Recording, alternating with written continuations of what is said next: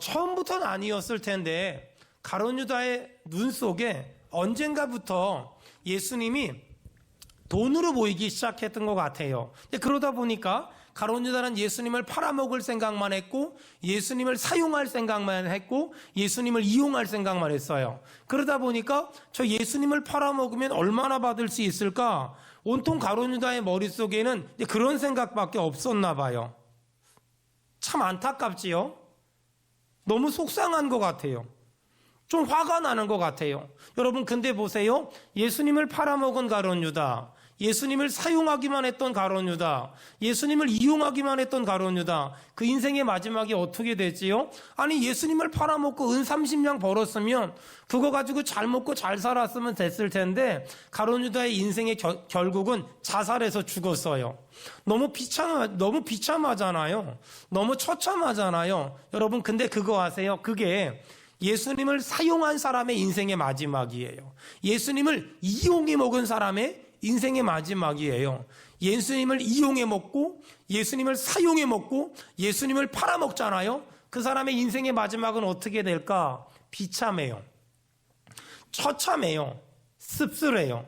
반대로 예수님이 제자들에게 뭐라고 말하냐면 내 살을 받아 먹어라, 내 피를 받아 마셔라 라고 말했지요. 그 예수님의 말씀을 듣고서 제자들은 예수님의 살을 받아 먹었어요. 그리고 예수님의 피를 받아 마셨어요.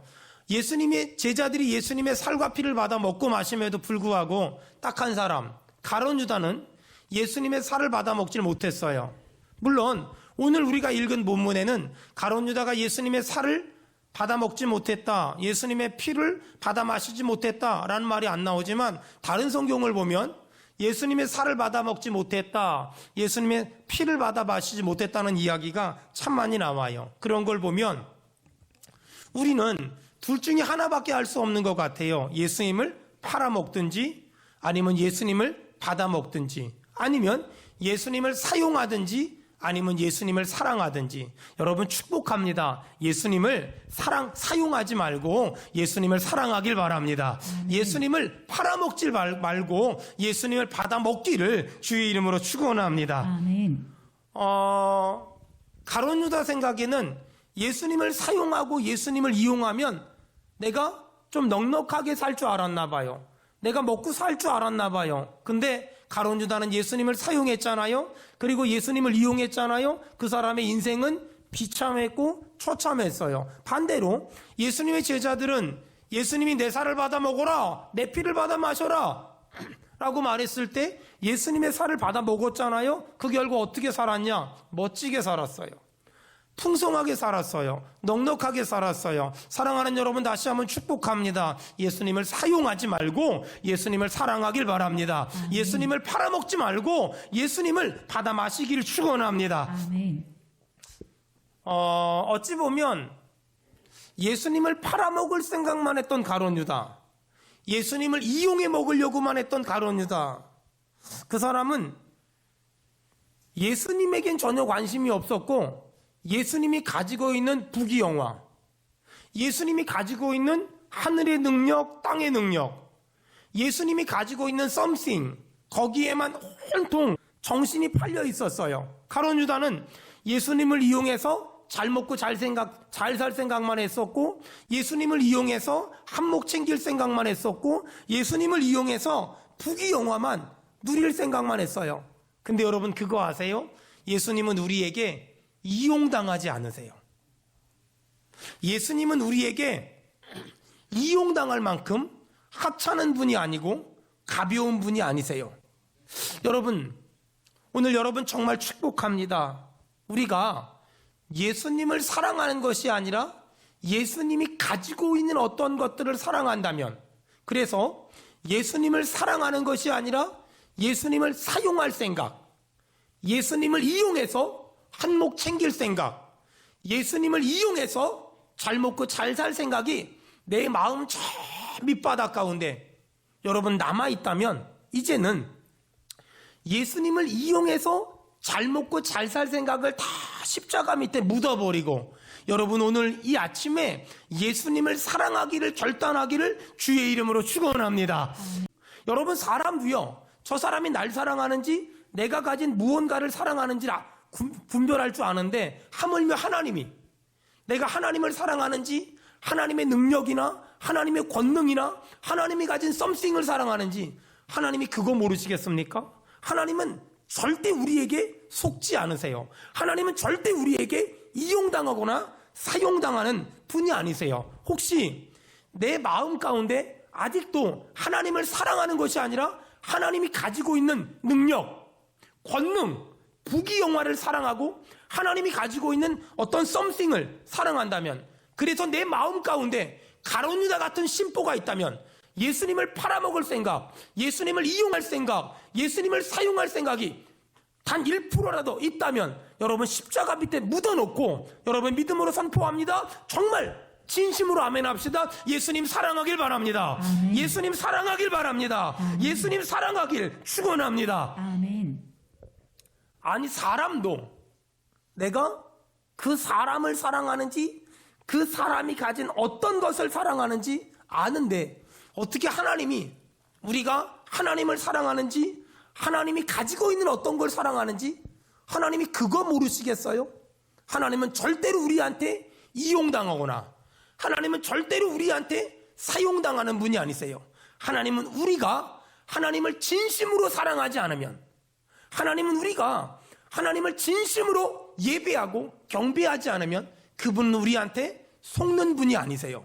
그분은 우리한테 이용당하는 분이에요. 축복합니다. 하나님을 이용하려는 내 마음, 하나님을 사용하려고 하는 내 마음 전부 오늘 이 십자가 밑에 다 묻어버리고 주님 사랑합니다.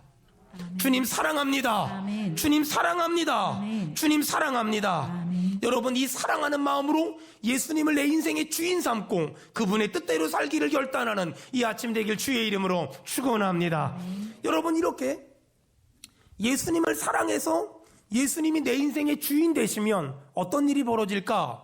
예수님이 내 인생의 주인 되시는 그 순간부터 우리는 내 힘으로 살지 않고, 내 능력으로 살지 않고, 내 실력으로 살지 않고 하나님의 능력으로 살 수 있고, 하나님의 힘으로 살 수 있고, 하나님의 지식으로 살 수 있고, 하나님의 지혜로 살 수 있어요. 왜냐하면 예수님이 내 인생의 주인 되셨기 때문에.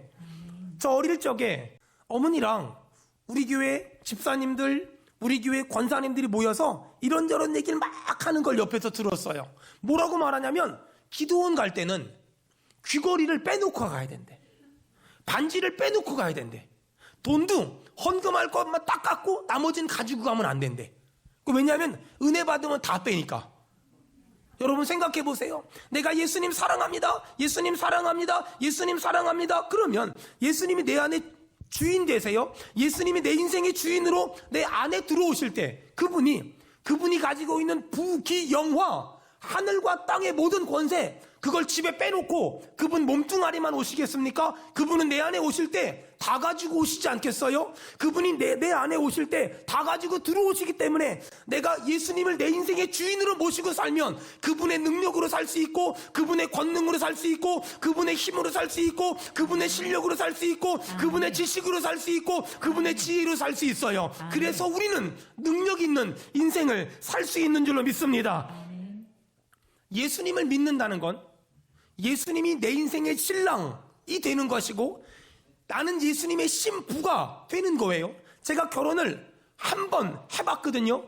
그리고 또 할 마음이 전혀 없거든요.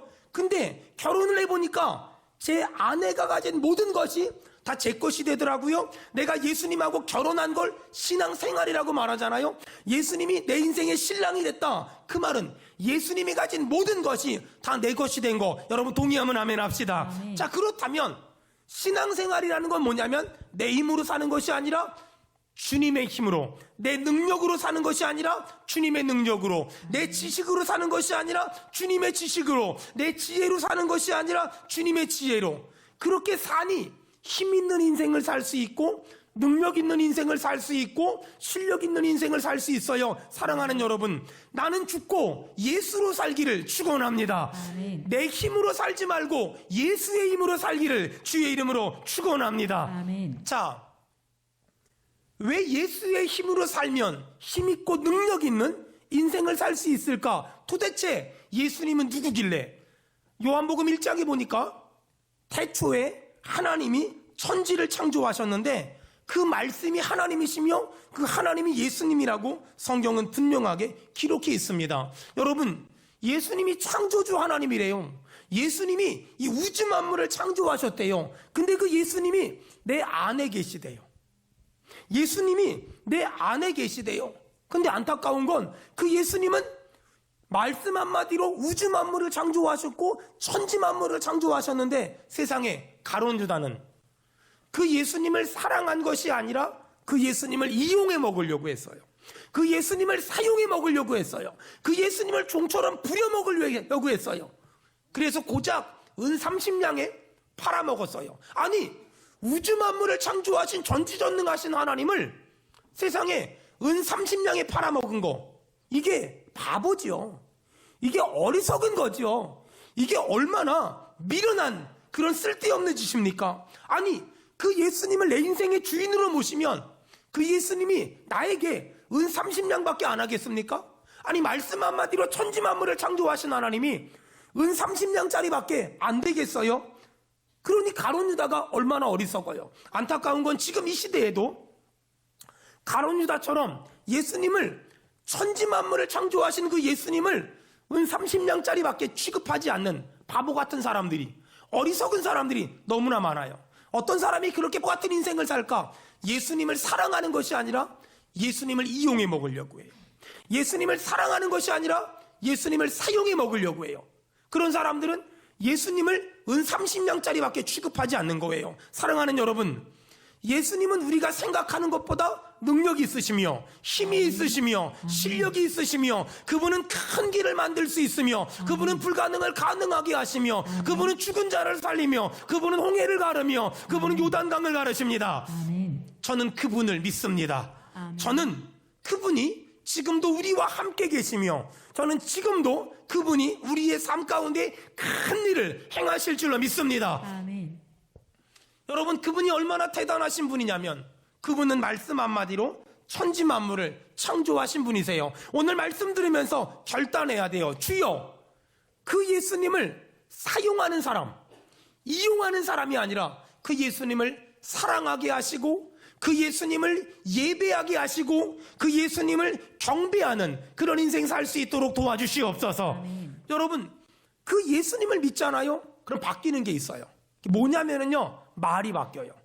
예수님을 믿기 전엔 하고 싶은 말 다 하고 살았어요. 악한 말, 독한 말, 더러운 말, 음란한 말, 죽인다, 미치겠다, 죽어버리겠다, 이런 악하고 나쁜 말들을 서슴지 않고 했어요. 하지만 예수님을 딱 믿고 나면 그런 말을 못해요. 복된 말, 은혜로운 말, 또 영적인 말, 신령한 말 외에는 절대 못해요. 왜 그럴까요? 민수기 14장 28절 한번 찾아보세요. 자, 민수기 14장 28절. 자, 민수기 14장 28절. 앞에 봐도 괜찮지만 가급적이면 찾으세요. 그리고 제가 밑줄 그라고 하면 밑줄 그어 놓으면 나중에 눈에 띌 거예요. 자, 민수기 14장 28절 다 같이 읽겠습니다. 시작. 그들에게 이르기를 여호와의 말씀에 내 삶을 두고 맹세하노라. 너희 말이 내 귀에 들린 대로 내가 너희에게 행하리니. 자, 거기 언더라인 치세요. 너희 말이 내 귀에 들린 대로 내가 너희에게 행하리니. 너희 말이 내 귀에 들린 대로 내가 너희에게 행하리니. 여러분, 이런 거예요. 제가 우리 집사님한테 집사님은 잘 될 거예요, 복 받을 거예요, 평안할 거예요, 하나님이 병 고쳐줄 거예요. 여러분이 아멘할 때까지 할 거니까 집사님은 잘 될 거예요, 복 받을 거예요, 평안할 거예요, 만사용통할 거예요. 여러분, 이렇게 제가 말을 하잖아요. 그럼 제 말을 누가 듣나요? 먼저는 하나님이 들으세요. 그 다음에 상대방이 듣겠죠. 하나님은 내가 말을 하면 내가 말한 대로 그대로 역사하시겠대요. 이 사실을 알면, 이 진리를 알면 함부로 말을 못해요. 너 죽일 거야? 미치겠어? 돌아버리겠어? 그러면 하나님이 들으시고 그대로 해주시겠대요. 여러분, 한번 생각해 보세요. 지금의 나는 지금까지 내가 했던 말에 대한 결과예요. 다시요. 지금의 나는 지금까지 내가 했던 말에 대한 결과예요. 그럼 앞으로 5년 뒤에, 앞으로 10년 뒤에 나는 어떻게 될까? 지금부터 내가 하는 말에 대한 결과예요. 여러분, 그러니 자꾸만 은혜로운 말을 하고, 자꾸만 신령한 말을 하고, 자꾸만 복된 말을 하고, 자꾸만 영적인 말을 하세요. 내 말을 하나님이 들으시고 그대로 역사하실 줄로 믿습니다. 아멘. 여러분, 이사야 57장 한번 찾아보세요. 자, 이사야 57장 19절. 자, 찾은 사람 다 같이 읽고 못 찾은 사람 앞에 보고 읽습니다. 다 같이 읽겠습니다. 시작. 입술의 열매를 창조하는 아멘. 자. 거기 언더라인 치세요. 입술의 열매를 창조하는 자. 우리가 말하잖아요. 그럼 하나님이 그걸 열매로 만들어 주시겠대요. 그러니까 잘 될 거야. 잘 되는 열매를. 평안할 거야. 평안의 열매를. 하나님이 병 고쳐줄 거야. 그러면 고침받는 열매를 하나님이 다 만들어준대요. 여러분, 제가 선포할 테니까 하나님이 들으시고 열매를 주실 줄 믿고 우리 아멘 합시다. 기적을 주실 겁니다. 아멘. 치료하실 겁니다. 아멘. 고쳐주실 겁니다. 아멘. 낫게 하실 겁니다. 아멘. 여러분, 자꾸만 믿음으로 말하세요. 자꾸만 잘 될 거라고, 하나님이 도와줄 거라고, 하나님이 역사하실 거라고, 하나님이 은혜 주실 거라고, 하나님이 응답 주실 거라고 말하면 내 말을 나는 그대로 할 수 없지만 하나님이 들으시고 우리 각 사람에게 아멘한 사람들에게 하나님이 열매 주실 줄로 믿습니다. 아멘. 저는 이 분명한 믿음을 가지고 계속 믿음으로 말했어요. 제가 2017년도에 우리 교회가 분립개척을 하면서 장로님 3분을 세웠어요. 장로님 3분을 세우면서 그때 제가 이런 설교를 했어요. 여러분, 우리 교회는 2010년도에 장로님을 한 분 세웠습니다. 그리고 저는 장로님이 한 분 계셔서 너무 행복했습니다.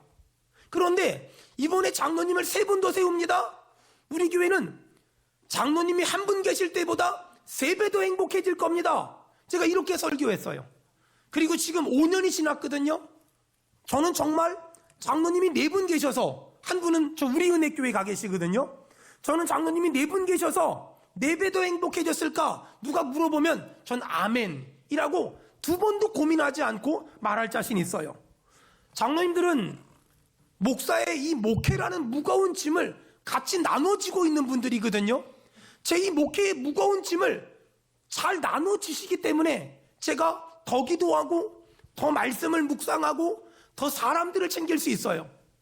지금 우리가 교육관 건축을 하고 있지만 저는 신경도 안 쓰고 관심도 안 갖고 여전히 목회만 열심히 해요. 왜냐하면 우리 장로님들이 그 무거운 짐들을 다 나눠지니까 제가 더 목회에 집중할 수 있는 거예요. 아주 가끔 어떤 분들은 장로님들 때문에 너무 힘들다고, 장로님들 때문에 너무 어렵다고 이런 말을 하거든요. 물론 그 말이 어떤 내용인지는 알지만 그렇게 말하는 게 얼마나 무서운데요. 보세요.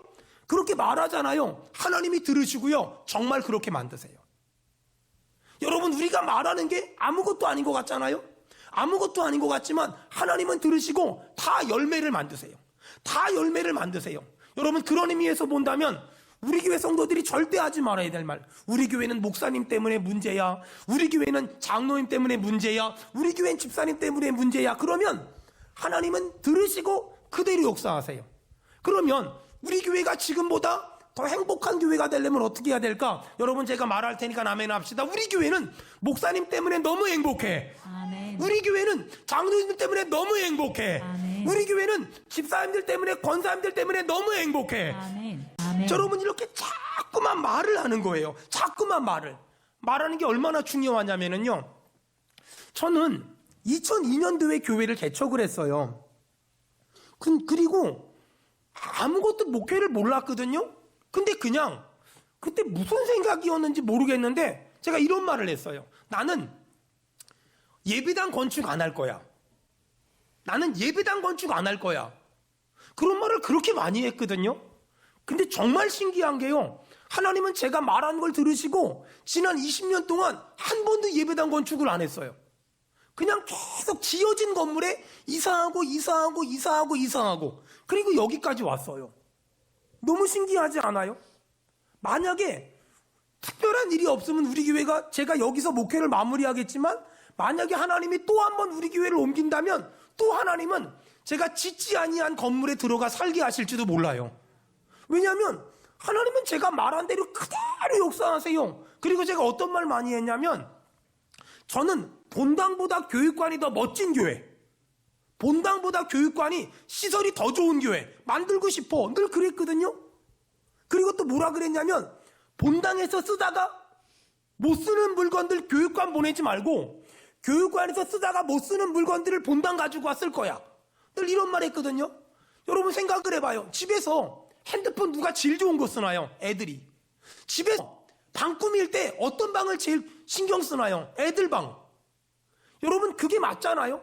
교회도 본당이 더 좋은 것보다는 교육관이 더 좋아야 되고 본당이 더 멋지기보단 교육관이 더 멋져야 되는 거예요.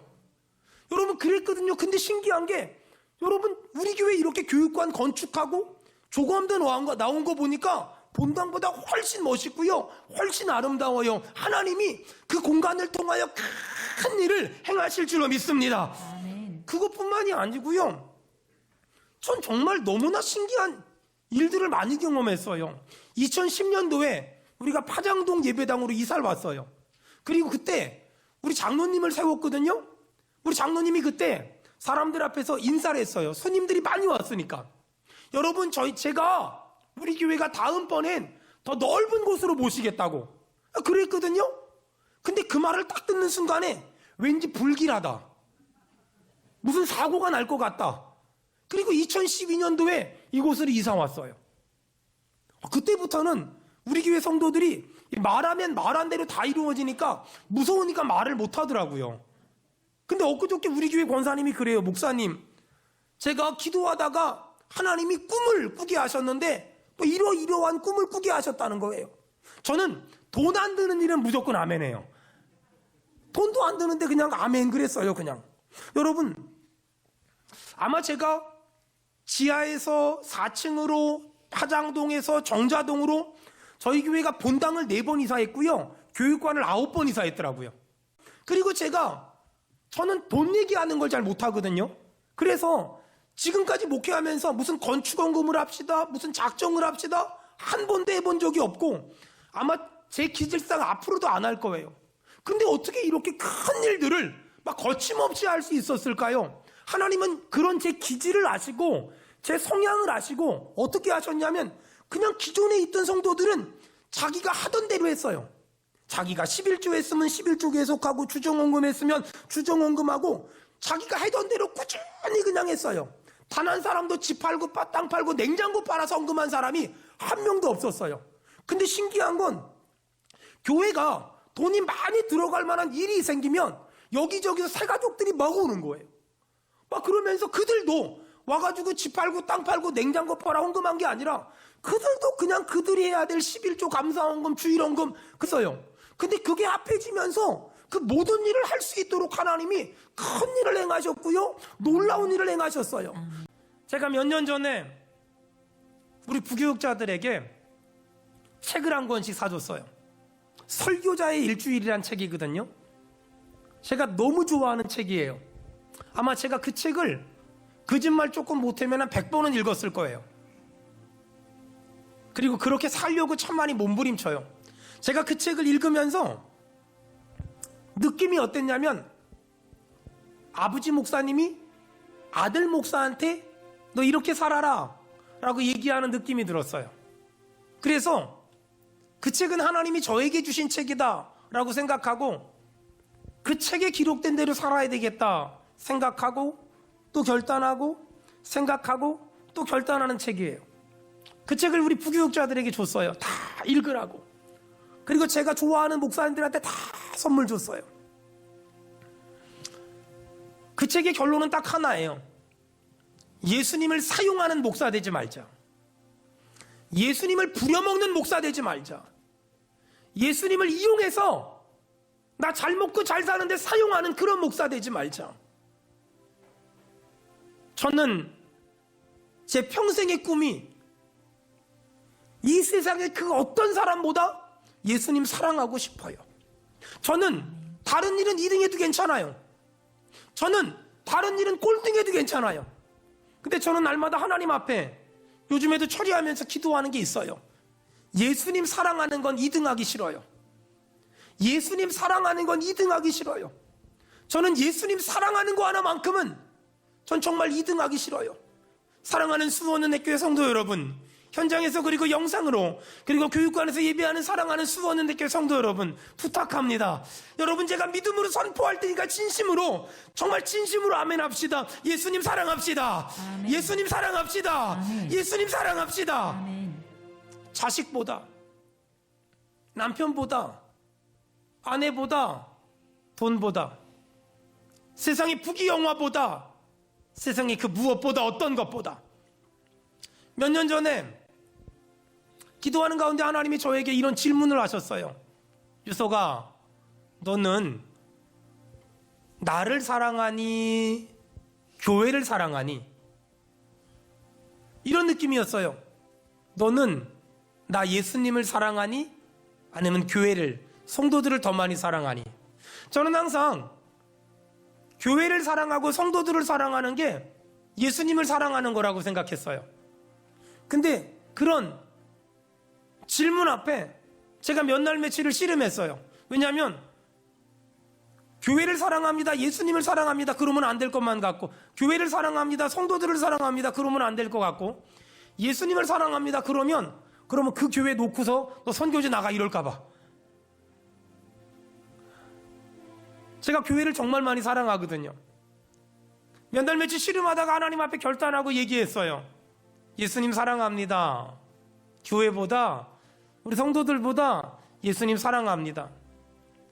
제가 그렇게 고백하자 주님이 저에게 또 마음의 감동을 주셨어요. 그래, 네 마음으로 성도들 사랑하지 말고 네 심정으로 교회를 사랑하지 말고 나를 사랑하는 마음으로 성도들을 사랑해야지. 나를 사랑하는 마음으로 교회를 사랑해야지. 네 감정 말고 네 열정 말고 네 뜨거움 말고 하나님을 사랑하는 마음으로 성도들을 사랑하고 하나님을 사랑하는 마음으로 교회를 사랑해야지. 제가 그때 그 결단하고 몇 가지 작정한 게 하나 있어요. 제가 한번 읽어드릴게요. 여러분 잘 들어주세요. 그리고 제가 이렇게 살 수 있도록 기도해 주시고, 또 제가 이렇게 살지 않으면 저 찾아와서 얘기해 주세요. 목사님 강대상에서 얘기한 대로 안 살아요. 이렇게 사세요 라고 얘기해 주세요. 첫째, 왕이 되지 않고 종이 되겠습니다. 둘째, 모든 영광은 우리 하나님께만 돌리고 모든 공로는 우리 성도들에게 돌리겠습니다. 우리 교회가 이만큼 된 거는 하나님의 은혜 때문이며 그 다음은 성도들의 피와 땀과 눈물 때문입니다. 제 수고는 오직 하나님 앞에서만 인정받겠습니다. 셋째, 영적으로 지적으로 배우는 것을 멈추지 않겠습니다. 넷째, 목회를 항상 즐겁게 웃으면서 하겠습니다. 다섯 번째, 아무리 좋은 일도 성도들의 동의를 얻은 다음에 하겠습니다. 목회를 해보니까 목사가 생각하는 게 옳을 때가 많아요. 하지만 아주 가끔은 틀릴 때도 있더라고요. 그래서 저도 언제나 틀릴 때가 있음을 인정하겠습니다. 여섯 번째, 윤리와 도덕, 예절을 갖춘 목사가 되겠습니다. 일곱 번째, 모든 일에 본을 보이겠습니다. 여덟 번째, 성도들에게 존경의 대상이 될지언정 두려움의 대상이 되지는 않겠습니다.